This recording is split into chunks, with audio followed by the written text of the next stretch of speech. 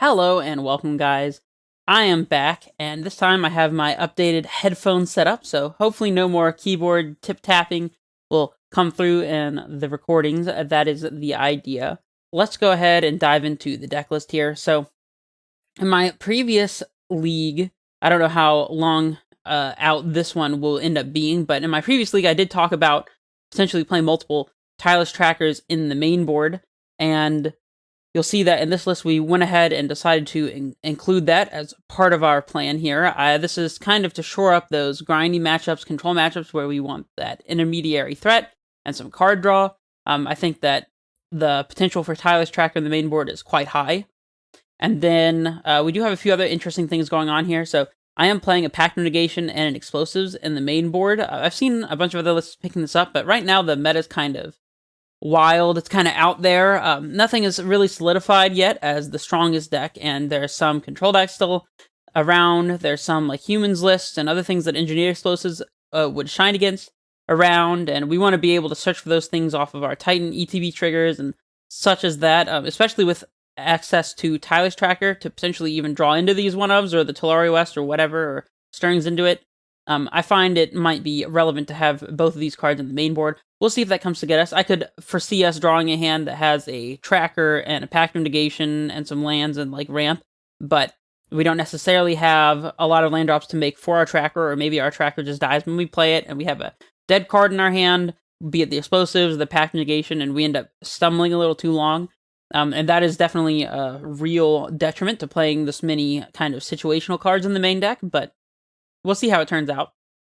I think that these cards will be useful one way or another. I've definitely been quite impressed with Tracker from the sideboard. I've played a few test games with this list as well, trying to grind up on play points, and I think that mainboard Tracker has a lot of legs. So, I mean, you can look right here. This guy has 2 legs, but you know what I mean. And so, in order to make room for some of these cuts, I have, as per the usual, trimmed down to 2 Ancient Stirrings, and I also did one of the unfathomable things. I did trim 1 Explorer. I found myself siding out Explorers quite a bit, and especially with something like Tracker in the main deck. Explorer is a little bit of a redundancy, I suppose you could say. It's the slowest, one of our slowest ramp cards, especially considering it does not provide us a threat, and it only draws a single card, which is good. It's nice to have a piece of ramp that replaces itself, but I don't know. We'll see how we do without it. I never necessarily felt like 4 Explorer was necessary, even though I do like playing with 4 Explorers, and something's got to get the cut here, so we're making room for the best card in Modern, as Jim Davis would put it. I don't know if that particular statement will turn out true, but we're here to test that theory. And then in the sideboard, because we've moved many of the cards from the sideboard into the main board, including the Pact of Negation and the 2 tireless trackers, and potentially, depending on how you see it, maybe even 1 engineered explosive, since sometimes both explosives are played in the board, we now have a couple extra slots to mess around with. So the cards that we've chosen to include are Mystical Disputes and Aether Gusts, as well as Chameleon Colossus, and that's about the only things that are like new and interesting. I've been a big proponent of Baloth all along. I think it's very good in those like red matchups. I could see maybe trimming down to 1 Baloth, but that's just a card that I like. I also like to bring in Baloth against control decks as additional threats. So that's not going to be particularly new. All the other stuff is standard. 3 Dismembers, 2 Beast Withins, the 2nd Explosives, Reclamation Stage and Force of Vigor, all these things that everyone's familiar with. And then, because of our added slots, we get to have access to both Mystical Dispute for the blue control decks and Aether Gust for like Tarmogoyf decks or like Blood Moon, like Mages of the Moon type decks. We even got to make use of Aether Gust, I believe, in the last match with a round against Infect. Again, if you're interested in seeing the last match, there will be a link in the description below, as per the usual. You might even get a card recommendation or something. No promises on that. But yeah, we have access to Aether Gust and Chameleon Colossus also for those like Death Shadow type matchups, Tarmogoyf matchups, that kind of thing. Especially matchups where we can use Obstinate Baloth in order to punish a Liliana of the Veil. The same matchups are where Chameleon Colossus might shine, so yeah, I mean, that's the list. Oh, I guess there is one other thing that I should note. I don't recall if the last league I played was like this, but in the case that I have not called it out yet, I did it. Guys, I did it.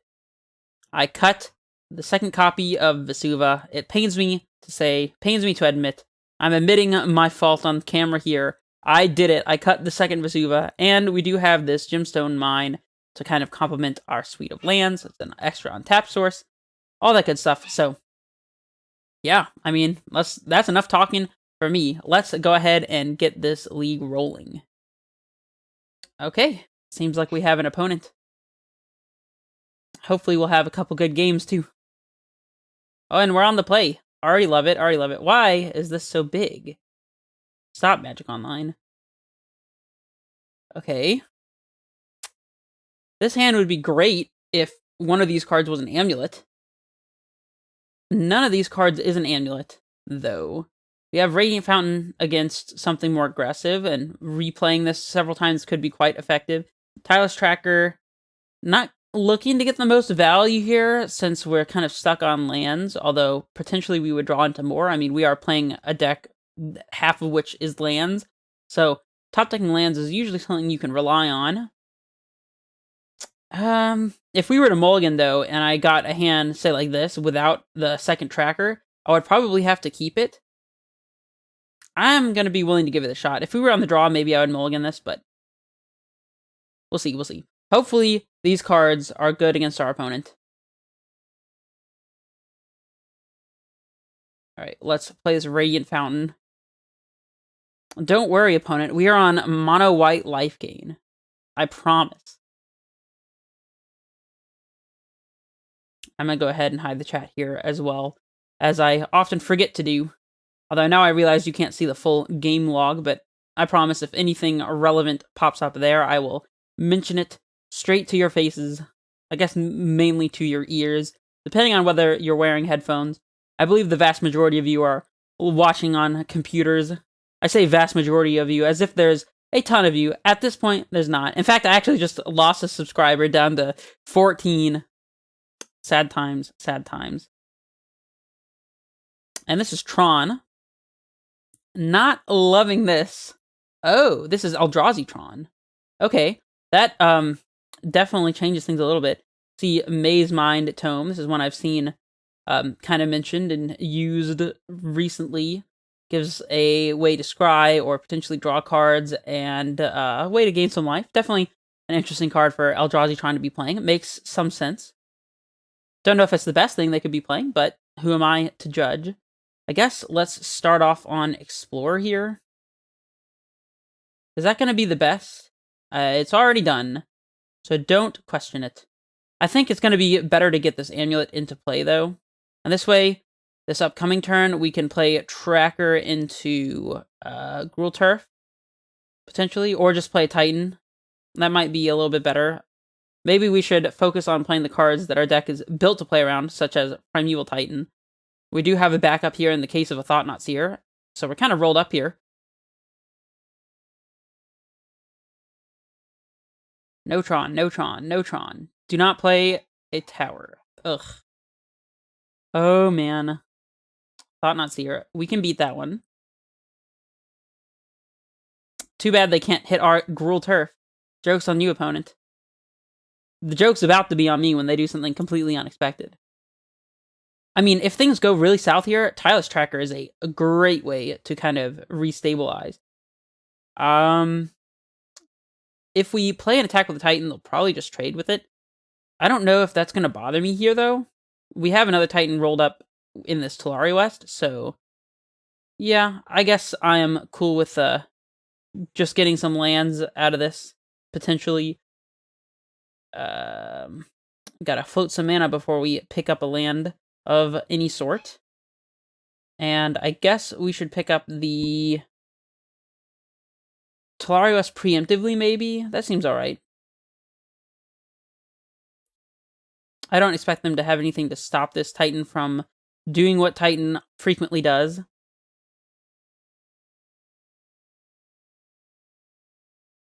I think on the attack, we're going to be getting a Ghost Quarter, most likely.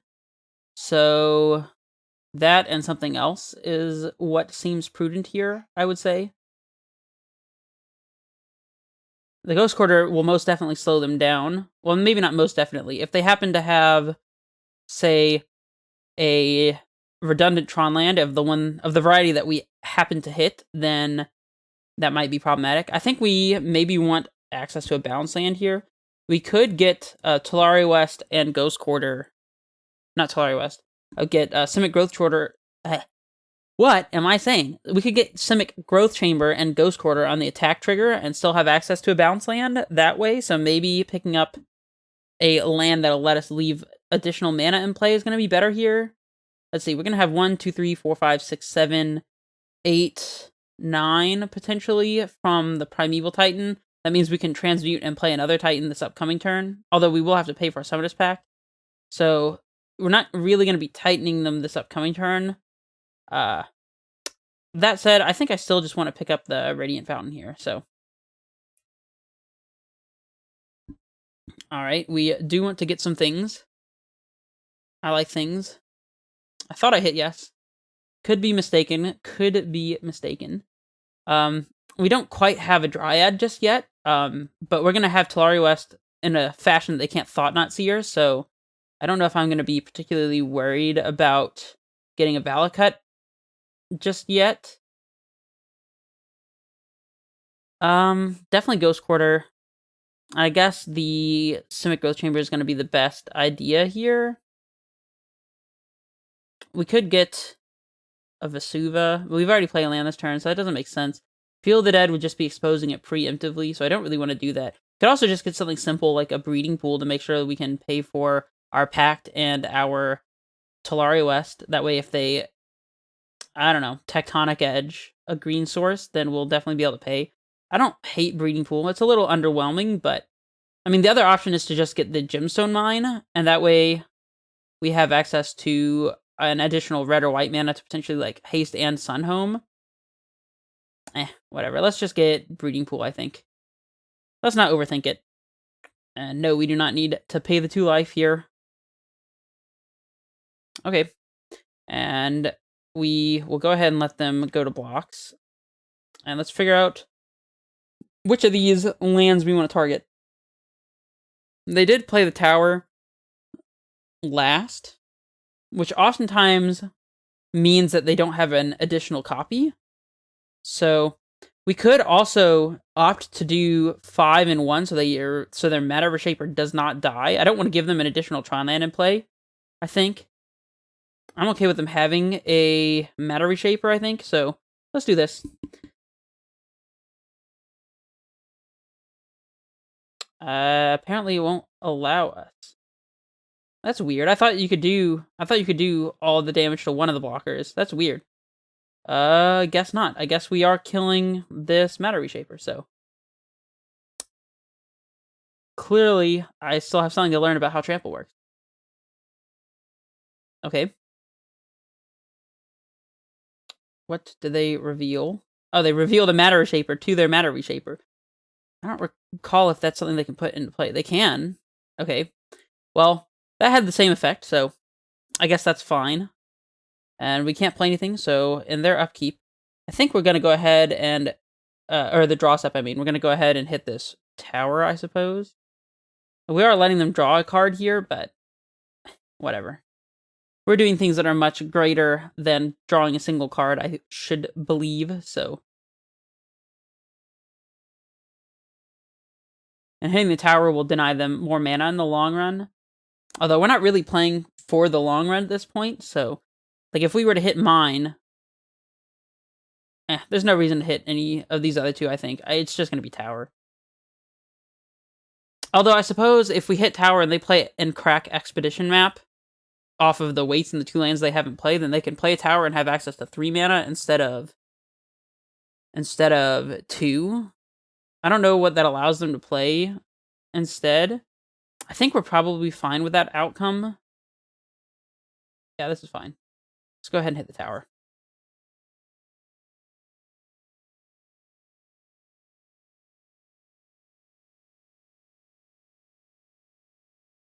So we're going to pay 1, 2, 3, 4 for our pact and have 1, 2, 3, 4 mana, potentially 5 this upcoming turn. We could play Vesuva, copy and Growth Chamber in order to both play Tracker and transmute Tolaria West. Doesn't seem like a bad idea.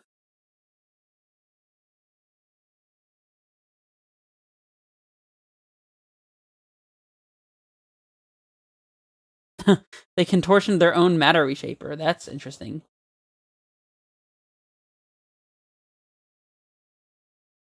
Definitely didn't expect that one. I guess they were hoping to get lucky and hit a Tron land? I don't know. It didn't really work out for them, so unfortunate times for our opponent. We don't actually have a Titan to punish them, though, interestingly enough. So let's play a Tracker, leaving our blue floating. And then we'll Vesuva copying this Growth Chamber. This way we get a clue out of our Tracker. Actually, now I'm thinking about it, it may be wise not to transmute Tolaria West to play around a Thought-Knot Seer. Maybe we're just playing a second Tracker. I don't hate that. Because I don't really want to get blown out by Thought-Knot Seer. So let's protect the Stronghold, I suppose, and get Tireless Tracker into play here. And pass it back. We got the Tireless Tracker squad coming in. I suppose it would be possible for them to have access to Tron here again.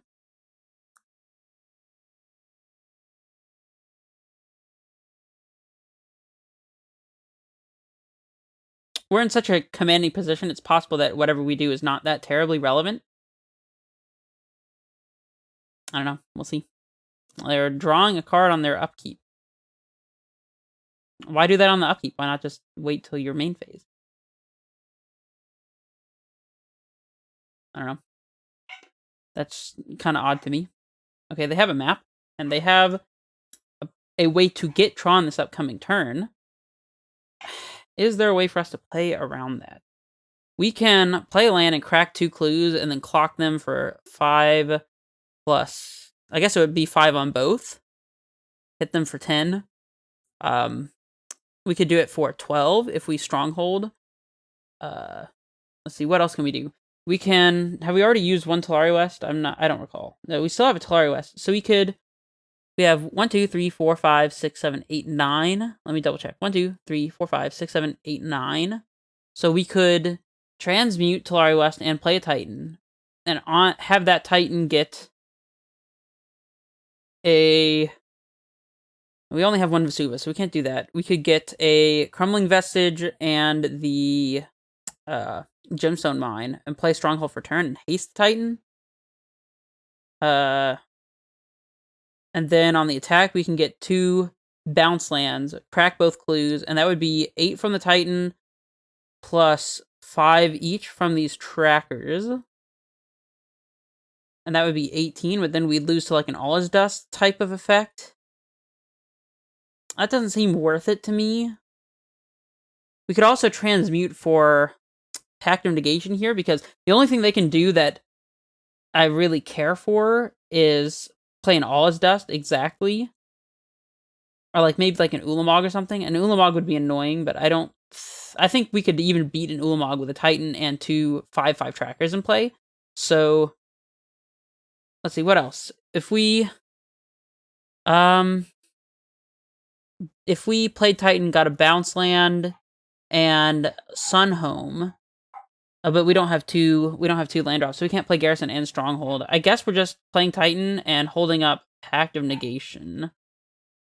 Yeah. Alright, let's just float a bunch of mana and start doing things. This is definitely taking way too long. Let's just do it and see if our opponent will concede. They might.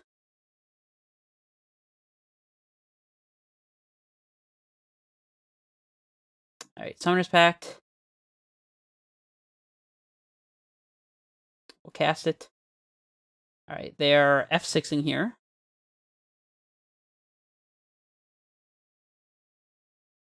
I guess they're just trying to see if they are dead. We'll play the Titan. Yep, this is fine. We'll say yes. I guess we could get Feel the Dead and not be blown out here by... Crumbling Vestige is going to give us 1 additional mana, but we still won't be able to activate Sunhome this turn, sadly. So... this is a lot of triggers to stack. And then it doesn't matter which of the 2 colors we float. We'll float a white here and a red here. Play the Stronghold. And we'll haste our Titan. And we will go ahead and attack with the crew. So here we could get a Talari West and a Bounce Land, but then we won't be able to actually cycle Talari West, but we will be able to T-West for another Titan this upcoming turn anyways. We don't have a Bounce Land in hand, so we definitely need to get a Bounce Land. I guess this is going to be the line. We don't need another Simic Growth, so let's go ahead and pick up a Sanctuary here. And I think this is going to set us up the best. And then we can probably go ahead and crack some clues right now just to get the extra damage, because we're not doing anything else with this mana, so... So let's do this. And... this. We will always yield to these things.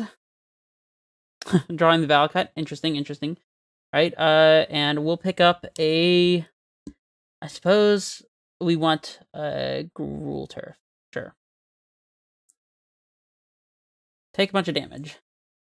No extra land drops, and we are F6ing ourselves. We just need to do 4 more damage here, but we could not manage it. It does not matter. Okay. Well, that was just a wealth of everything. Alright, so what do we want against Etron? Baloth, I have not found to be particularly spectacular, even though in an ideal situation, they would trade with Thought-Knot Seers. That doesn't really happen in practice, because they just don't attack with the Thought-Knot Seers, and you end up with kind of a weird situation where you have a card that you could draw if you could interact with the Thought-Knot Seers, but they never attack with them, and you end up not getting any value out of your Baloth whatsoever. Whereas actually dismembering it hurts you for 4 life, but you get the card draw immediately, so I'm definitely interested in Dismember over that. Colossus could be interesting. I think it's not going to be fast enough, though. We can definitely trim on Pact Negation and Summoner's Pacts, because they will have Chalice, most likely. Bog can go. I do like Explore here. Stirring seems less prudent, and I don't know if we even need Explosives. It would clear a Chalice on 0. I usually side it out, but I might keep it in this one time. Well, let's trim 1 Grazer, I suppose. If they were Scouts, I would definitely keep all 4 in, because they can clock a Karn the Great Creator, but they're not Scouts. They just give us a land, sadly. Also, there's a lot of dog barking going on in the background. Hopefully, that does not pick up. If it occurs in between my talking, I may be able to edit it out if I remember to, but I can't really do much about it occurring while I'm actually speaking, so hopefully you can bear with me on that. We are super back on time.